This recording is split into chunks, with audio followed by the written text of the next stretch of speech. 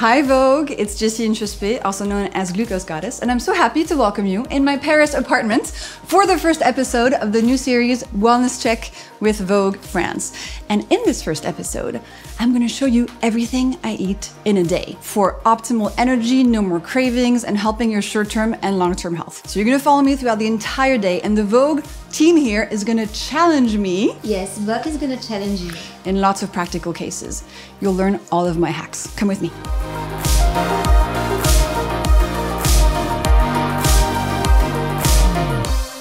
So today, my dears, I'm gonna show you what I have for breakfast, what I order at a restaurant for lunch, how I handle the 4 p.m. snacks at the office, and what I cook for my friends at dinner. So the first most important hack in my method to keep your glucose level steady is to have a savory breakfast. Science shows us that if you eat sugar in the morning, you're gonna have a big glucose spike, and then your entire day is gonna be cravings and fatigue. So what you wanna do, you start your day with protein. And if you're bored of eggs, you can have like Greek yogurt, tofu, leftover meat, leftover fish from last night. Add some healthy fat.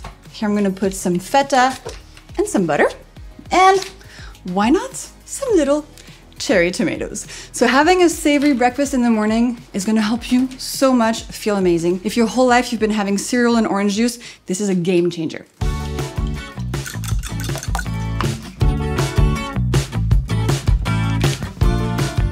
So this is my little breakfast table. And what if I don't have time to eat breakfast? Common question. If you literally have 90 seconds to get out the door, my favorite way to have a savory breakfast is to do Greek yogurt, tablespoon of almond butter or peanut butter. Make sure it's unsweetened, doesn't contain any extra oils or anything. That's a really easy way to get your protein and your fat and make sure that your glucose is set up to be steady for the whole day. And whatever time your breakfast is, whether it's at 7 a.m. or if your first meal of the day is at 2 p.m., the same rule always applies. Never have something sweet on an empty stomach, because when your stomach is empty, your body is super sensitive and anything you give it is gonna arrive really quickly into your bloodstream. And is coffee bad? Is coffee bad? Let's talk about that at the coffee shop. Other hack, pimp your coffee. Come. Okay guys, full disclosure, I'm completely addicted to coffee. I try to quit every 2 days, but I can't, it's just too good. What is your coffee order today? My coffee order is flat white with full fat dairy milk. And I hate this idea that oat milk is good for you for some reason. Oat milk is just starch juice. It's like drinking a coffee with pasta milk or rice milk. It's a nightmare for your glucose levels. Now, if you want to have something that's not dairy, I recommend almond milk or coconut milk, unsweetened always. So check the back of the package and make sure there's no extra added sugar in there. And what about what's behind you? All those delicious little pastries. If you can't resist, it's always better to choose a savory pastry over a sweet one. If I had to choose here something, I would have the cheddar scone over there. But if you really want this very tasty cookie, here's what you do. You buy it now, but you eat it for dessert after your lunch. That's another hack. Remember, never have sugar on an empty stomach, only as dessert after a meal for a smaller spike, and so you can feel better.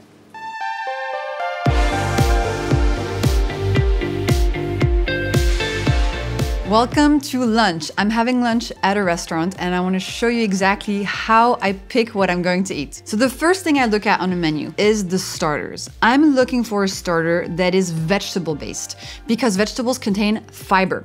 And it's important to start your meals with fiber to protect your body against glucose spikes. And the reason being that fiber creates a sort of protective mesh in your intestine when you eat it first during a meal. And that protection stays in place and reduces the glucose spike of the rest of the meal. So always looking for veggies first. Then for my main, I'll choose whatever protein that I'm fancying that day. I think today I'm gonna have some fish. And then, because I love carbs, I go to the side dishes and I pick some nice tasty carbs, maybe the mashed potatoes here, that I will have after the veggies and after the protein at the end of the meal to get all the enjoyment from them, but reduce their glucose spike. Oh my God, this is the worst way to start my meal. If you start your meal with bread being 100% starch, all that glucose in the starch is gonna go straight to your bloodstream and create a big glucose spike. And you know what? I actually think there's a sort of conspiracy theory going on in restaurants, because if I was a restaurant owner and I wanted somebody to, 90 minutes after they start eating, really wanna have something sweet, I would serve them bread first. Bread first, big spike, 90 minutes later, crash, and then I want to order dessert. So keep the bread for after the main dish to reduce its glucose spike. As my veggie starter, I got the tomatoes. Now you might wonder, are tomatoes really appropriate for a veggie starter? Aren't tomatoes super sweet and high in sugar? The answer is yes. I mean, in the big family of vegetables, and I know tomatoes are a fruit, but I put them in the vegetable category. Don't sue me. So in the big category of veggie starters, tomatoes are a bit sweeter than, say, broccoli or salad, but they're still so high in fiber that they have that same protective effect. So if you love tomatoes, tomatoes are a great veggie starter. Lovely, thank you. So this order of veggies first, then proteins and fats, and then carbs is really easy to reproduce, but you should only do it when it's easy, not if you're having a sort of mixed meal or something that's complicated to spread out. And this evening, for example, for my friends, I'm gonna be reusing this same food order to reduce the spike of the meal. So remember, veggies first, then proteins and fats, then carbs and sugars. And that way you can eat all the stuff you love with less impact on your glucose levels, fewer consequences on your physical and mental health. Bon appétit! And a new hack I've recently added to the beautiful family of hacks is to take a little anti-spike capsule before the meal of your day highest in carbs. These plants in anti-spike are the most powerful to help your glucose levels short-term and long-term. So I should have done this before my lunch, but I didn't because I was talking. Oops. But how is it possible to reproduce a body mechanism with pills? So anti-spike is not trying to reproduce anything. It's an extra helping hand to reduce the spike of your meal. And the way it works is that anti-spike has mulberry leaf in it, and mulberry leaf contains a really cool molecule called DNJ. And DNJ interacts with your digestive enzymes and prevents your body from absorbing about 40% of the glucose in the meal you're about to have. And you can add anti-spike to your other hacks. It works perfectly in concert. Now it is time for our post-meal power walk. Let us go! I have friends who have become obsessed with your method and who feel like they fail when they don't do it perfectly. What do you advise them to do? I think my main piece of advice would be to think about the hacks like you would think about general wellness principles like brush your teeth, wear sunscreen, drink enough water. These are things that we can keep with us for our whole lives, and if one day we don't do them, it's fine. We don't have to become stressed out about them. The hacks are not a diet that you can fail at. They're like little fairy godmothers that you keep in your pocket and that you use when it's easy to use them. But if at any point it is stressful, then just don't do it, Take care of yourself. Another very important hack is to move after eating. Science says that even a 10-minute walk after a big meal can significantly reduce the glucose spike. So you can walk, you can dance, you can go to the gym, you can clean your apartment. Whatever gets your muscles moving is going to reduce the spike of the meal you just had.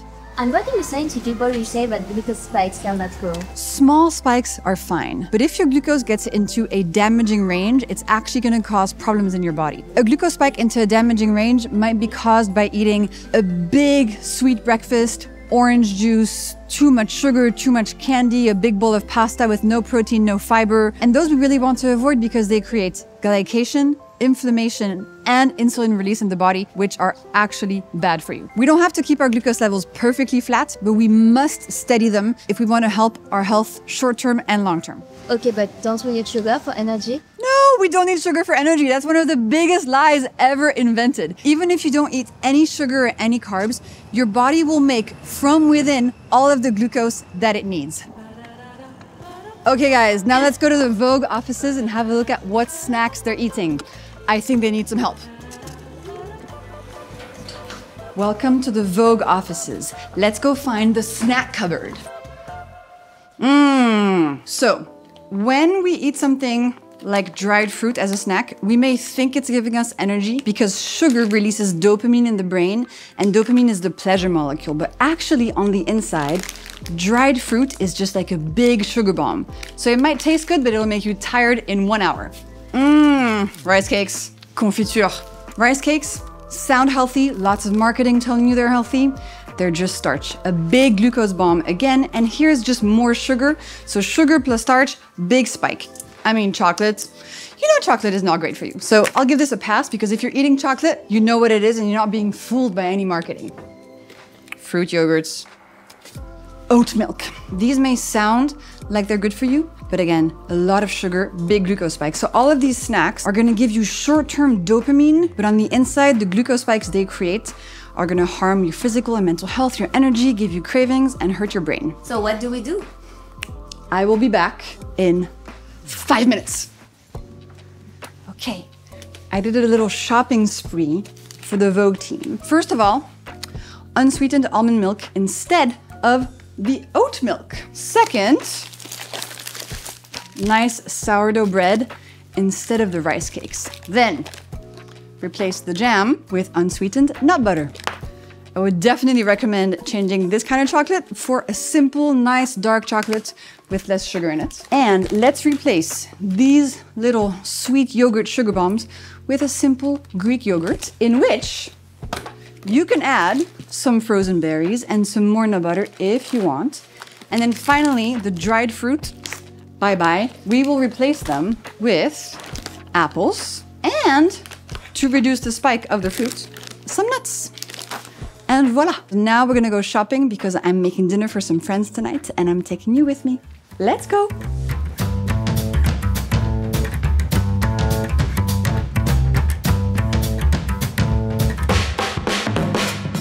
I still have lots of hacks to share with you. I'm gonna get ready to cook dinner for my friends and I'll see you inside.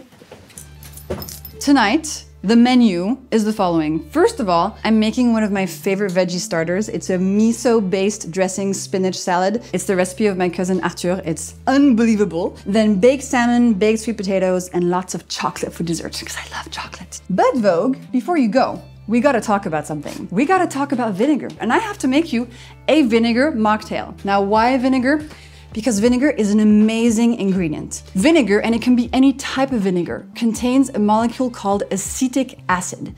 And acetic acid reduces the glucose spike of carbs that you eat afterwards. So the hack is 1 tablespoon of vinegar in a big glass of water, or as a dressing on your veggie starter, or in a mocktail before the meal of your day, highest in carbs. And what about the acidity effect on the stomach and on the teeth? Well, there's a lot of myths going around that vinegar is bad for your stomach. It's not bad for your stomach. It's less acidic than your gastric juices. It's less acidic than Coca-Cola or lemon juice. The teeth thing is true though. You have to always make sure that your vinegar is diluted. Never, never, never have it as a shot. That's a very, very bad idea. And what about alcohol? There's no two ways around it, guys. There's no amount of alcohol that is good for our health. And my philosophy is, if you're gonna drink alcohol, have the one you like the most. It's a pleasure decision, not a health decision. And if you don't drink, a little vinegar mocktail like this with sparkling water does the trick. And even red wine is bad? So red wine does contain antioxidants, and it's a little bit the same idea as antioxidants in honey. It's not because red wine or honey contains antioxidants that it's good for you. It still contains a lot of poison. In the case of red wine, it's alcohol, and in the case of honey, it's lots and lots of sugar. So if you love red wine, I mean, go for it. But the antioxidants don't magically turn it into a health drink.